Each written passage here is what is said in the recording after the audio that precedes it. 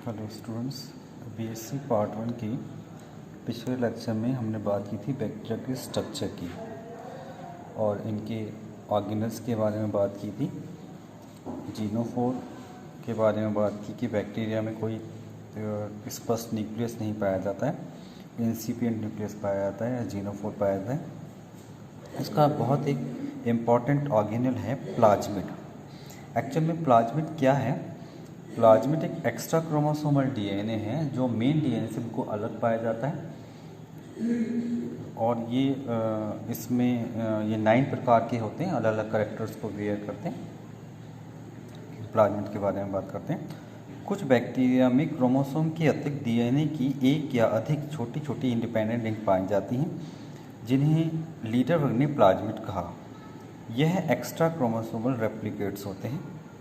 Bacteria में अनेक ऐसे लक्षण ज्ञात हैं जो प्लाज्मिड द्वारा कंट्रोल होते हैं। प्लाज्मिड अधिकतर मेन क्रोमोसोम से अलग होता है, परंतु कुछ विशेष परिस्थितियों में ये मेन क्रोमोसोम से जुड़ जाते हैं, इन्हें एपिसोम कहते हैं। जैसे यदि ये हम मेन क्रोमोसोम पूरा एक डीएनए का स्ट्रक्चर माने, डीएनए की सेल माने, तो यदि ये मेन क्रोमोसोम है तो एक्स्ट्रा क्रोमोसोम जो है ये प्लाज्मिड कहलाता है। ये जो इंडिपेंडेंट रिंग्स हैं ये प्लाज्मिड कहलाती हैं और ये अलग अलग कैरेक्टर्स को वेयर करती हैं।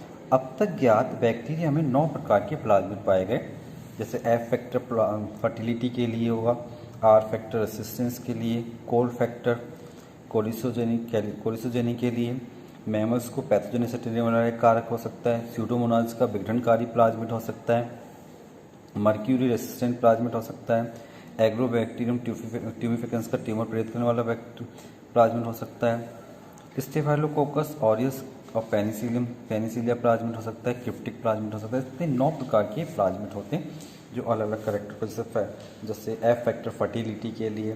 तो इस प्रकार बैक्टीरिया का जो स्ट्रक्चर होता है उसमें निम्न पार्ट्स पाए जाते हैं।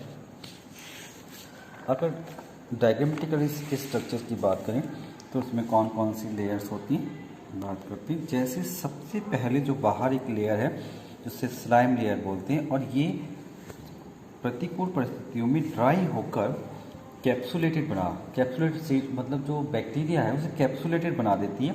जो कैप्सूल एक प्रकार का आवरण होता है जो बैक्टीरिया की प्रोटेक्शन के लिए बैक्टीरिया को प्रोटेक्ट करता है।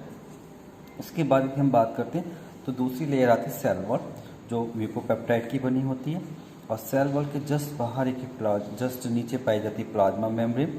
ये आप देख रहे हैं कि प्लाज्मा मेम्ब्रेन कहीं कहीं इन्वेजिनेट होकर मीजोसोम्स बनाया हुआ है। ये मीजोसोम्स क्या होते हैं एक्चुअल में? ये माइटोकॉन्ड्रिया के प्रिमिटिव होते हैं, इसमें एंजाइम्स सारे होते हैं और एक प्रकार की ये डिवाइस है जिससे रेस्पायरेशन कर सके। प्लाज्मा मेम्ब्रेन द्वारा ये सारे काम होते हैं क्योंकि बैक्टीरिया में माइटोकॉन्ड्रिया नहीं पाए जाते। इसके बाद ये साइटोप्लाज्म दिखाया गया है। इस साइटोप्लाज्म में बहुत सारे सेल ऑर्गेनल्स होंगे।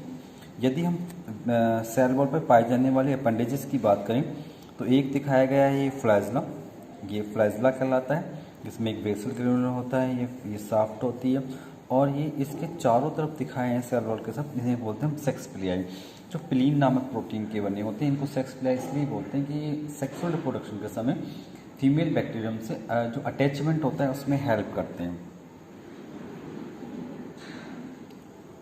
इसके अलावा साइटोप्लाज्म में राइबोसोम्स हैं, पॉलीसोम्स हैं और ये रिजर्व फूड मटेरियल्स हैं और ये फोटोसिंथेटिक लैमेली हैं। जो बैक्टीरिया फोटोसिंथेटिक होते हैं वो फोटोसिंथेटिक लैमेली होती हैं।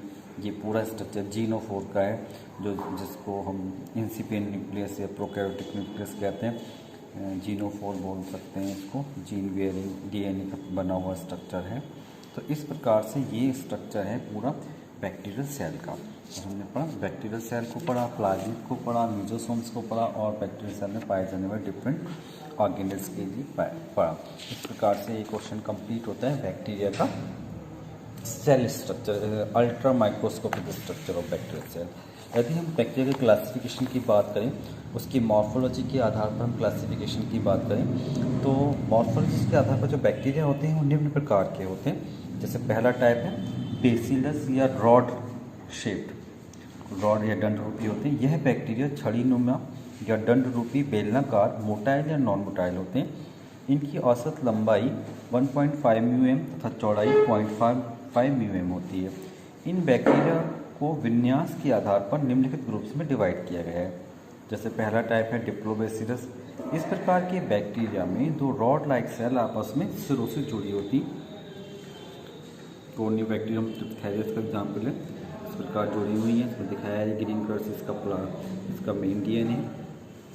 दूसरा टाइप आता है स्ट्रेप्टोबैसिलस। स्ट्रेप्टोबैसिलस में क्या होता है, ये चेन के रूप में पाए जाने वाले बेसिलस बैक्टीरिया होते हैं, श्रृंखला में जुड़े रहते हैं। जैसे जो बेसिलस ट्यूबरकुलोसिस इसका एग्जाम्पल है, सिरों से जुड़कर बहुत सारी सेल चेन बना लेती हैं। एक है स्फेरिकल या दूसरा टाइप, जैसे ये बेसिलस टाइप थे, बेसिलस टाइप में हमने बताया डिप्लोबैसिलस और स्ट्रेप्टोबैसिलस। नेक्स्ट टाइप जो है स्फेरिकल या कोकस टाइप है। यह बैक्टीरिया गोलाकार अथवा दीर्घवृत्तीय होता है। इनका व्यास 0.5 से 2.25 म्यूएम होता है। यह नॉन मोटाइल होते हैं। यह अधिकांश सिंगल पाए जाते हैं। इन्हें माइक्रोकोकाई मतलब आइसोलेटेड सेल पाई जाएगी तो इन्हें माइक्रोकोकाई कहेंगे। माइक्रोकोकाई एग्रेस इसका एग्जाम्पल है। ऐसे बैक्टीरियल सेल दिखाई देगी, उसके अंदर डीएनए दिखाई देगा। डिप्लोकोकाई में क्या होता है, दो गोल या अंडाकार सेल सिरों से जुड़ी हुई पाई जाती हैं। डिप्लोकोकस निमोनिया इसका एग्जाम्पल है, ऐसे दो सेल जुड़ी हैं। स्ट्रेप्टोकोकस में इसमें कोकस बैक्टीरिया की एक लंबी चेन पाई जाती है, जैसे स्ट्रेप्टोकोकस लैक्टिस। एक है टेट्राकोकाई, यह कोकस, इसमें कोकस बैक्टीरिया 4 के समूह में पाए जाते हैं। नाइजीरिया इसका एग्जाम्पल है।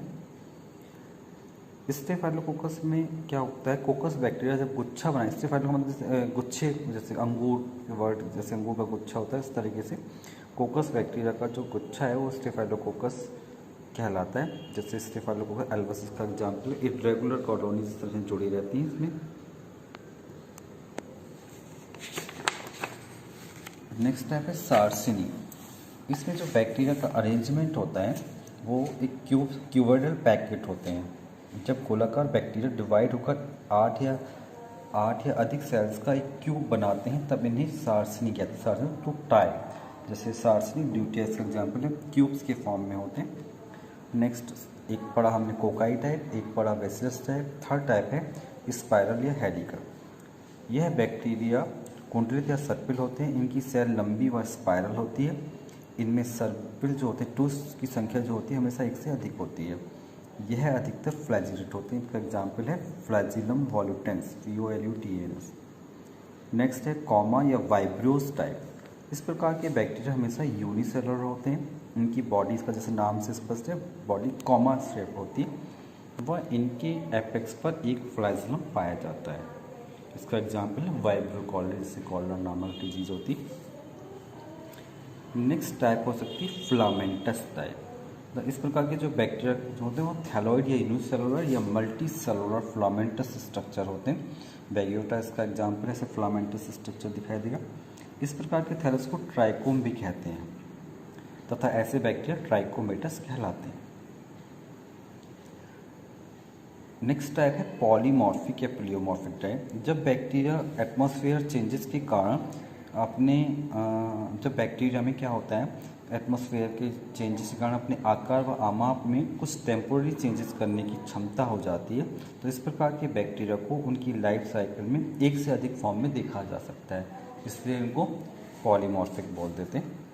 तो इसका एसिडोबैक्टीरिया एग्जाम्पल, इस प्रकार हमने पढ़ा कि बैक्टीरिया को यदि हम इसकी मॉर्फोलॉजी के आधार पर क्लासीफाई करें तो ये रॉड लाइक हो सकते हैं, कोकाई हो सकते हैं, इनकी गोल स्फेरिकल स्ट्रक्चर हो सकते हैं।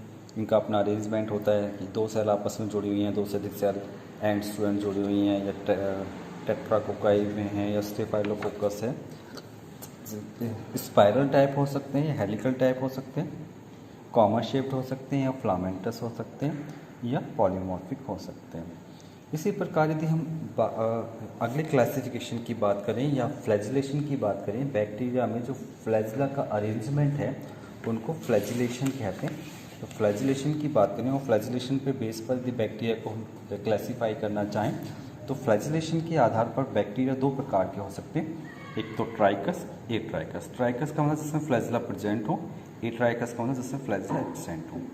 और जिनमें फ्लैजिला प्रेजेंट होते हैं तो उनका जो डिस्ट्रीब्यूशन होता है, जिसे हम फ्लैजिलेशन कहते हैं, वो निम्न प्रकार का हो सकता है। एक तो पोलर फ्लैजिलेशन हो सकता है। पोलर फ्लैजिलेशन से मतलब क्या है, जब फ्लैजिला जो बैक्टीरियल सेल है उसके पोल्स पर प्रेजेंट हो तो उसको पोलर फ्लैजेलेशन कहते हैं। वो एक पर पोल पर भी हो सकते हैं और दोनों पोल पर भी हो सकते हैं। नॉन पोलर फ्लैजेलेशन में क्या होता है, फ्लैजेला पूरी बॉडी के सरफेस पर पाए जाते हैं, जिसे हम ये कंडीशन पेरिट्राइकस कहलाती है। और यदि पोलर फ्लैजेलेशन की बात करें तो ये बैक्टीरिया निम्न 4 प्रकार के हो सकते हैं, मोनोट्राइकस, एम्फीट्राइकस, सिफेलोट्राइकस और लोफोट्राइकस। क्या अंतर है इनमें देखते हैं डायग्रामेटिकली। जिससे मोनोट्राइकस का मतलब हुआ कि जब फ्लैजेला जब बैक्टीरियल सेल में एक फ्लैजेलम एक सिरे पर पाया जाता है तो उसको मोनोट्राइकस कहते हैं। जैसे नाम से क्लियर हो रहा है, मोनोट्राइकस। इसका एग्जाम्पल वाइब्रियो कॉलरी जो स्पाइरल शेप में पाया जाता है। दूसरा है एम्फीट्राइकस। एम्फी का मतलब होता है बोथ। तो जब एक फ्लैजेलम दोनों एंड्स पर प्रेजेंट हो तो इस प्रकार के जो बैक्टीरिया होंगे उनको फ्लैजेला उनको हम एम्फीट्राइकस कहेंगे, क्योंकि एम्फी का मतलब बोथ साइड। इसका एग्जाम्पल नाइट्रोसोमोनाज है। एक होता है सिफेलोट्राइकस। इस प्रकार के बैक्टीरिया में केवल एक एंड पर एक से अधिक फ्लैजेला पाए जाते हैं। एक एंड पर एक से अधिक फ्लैजेला, ये कंडीशन कहलाती है सिफेलोट्राइकस। इसका एग्जाम्पल सीडोमोनास फ्लोरोसेंस है। नेक्स्ट टाइप आती है लोफोट्राइकस। लोफोट्राइकस में दोनों एंड्स पर एक से अधिक फ्लैजेला पाया जाता है, यहाँ गुच्छा पाया जाता है दोनों एंड्स पर। इस प्रकार के बैक्टीरिया दोनों एंड्स पर एक से अधिक फ्लैजेला का गुच्छा पाया जाता है। इसका एग्जाम्पल स्पाइरलम वॉल्यूटेंस है। तो ये तो हो गया पोलर फ्लैजेलेशन, एक एंड पर एक फ्लैजेला का पाया जाना, दोनों एंड्स पर एक फ्लैजेला का पाया जाना, एक एंड्स पर एक से अधिक फ्लैजेला का पाया जाना और दोनों एंड्स पर एक से अधिक फ्लैजेला का पाया जाना। एक दूसरा टाइप का जो फ्लैजेलेशन है वो नॉन पोलर। नॉन पोलर से मतलब पोल्स पर ना होकर पूरी बॉडी सरफेस पर होता है। इस प्रकार के फ्लैजेलेशन में फ्लैजेला का डिस्ट्रीब्यूशन केवल एंड्स पर ना होकर पूरी बॉडी सरफेस पर होता है और ये केवल सिंगल टाइप पेरिट्राइकस होता है। इनका जो टाइप है जिसमें देखिएगा इस प्रकार से पूरी बॉडी पर फ्लैजेला का अरेंजमेंट है और इसका एग्जाम्पल है प्रोटियस वल्गेरिस। और तो ये तो ट्राइकस बैक्टीरिया के एग्जाम्पल हुए। नेक्स्ट टाइप क्या थी, वो ए ट्राइकस थी। ए ट्राइकस का मतलब इस प्रकार के बैक्टीरिया में फ्लैजेला एब्सेंट होते हैं और इस प्रकार के बैक्टीरिया नॉन मोटाइल होते हैं। इसका एग्जाम्पल की बात करें तो यह है लैक्टोबैसिलम। इस प्रकार हमने पढ़ा कि फ्लैजिलेशन के बेस पर बैक्टीरिया को हम कितने प्रकार में डिवाइड कर सकते हैं, फ्लैजिलेशन कितने प्रकार का होता है। ये आज के लिए इतना पढ़ेंगे। नेक्स्ट टॉपिक में बात करते हैं स्टेनिंग के बेस पर बैक्टीरिया की टाइप्स।